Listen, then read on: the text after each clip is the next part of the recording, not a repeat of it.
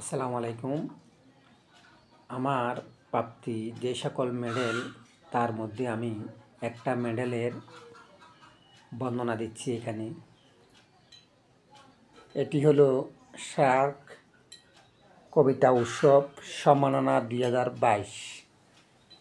এটি পরিবেশনায় ছিলেন আন্তর্জাতিক বাংলা সাহিত্য কাব্য পরিষদ এবং কি এপার বাংলা ওপার বাংলার কবি দল।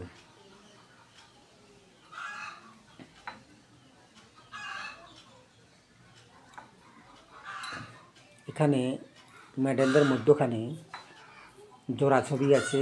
একজন হলেন কাজী নজরুল ইসলাম, আরেকজন হলো রবীন্দ্রনাথ ঠাকুর। তাই আন্তর্জাতিক বাংলা সাহিত্য কাব্য পরিষদ এবং কি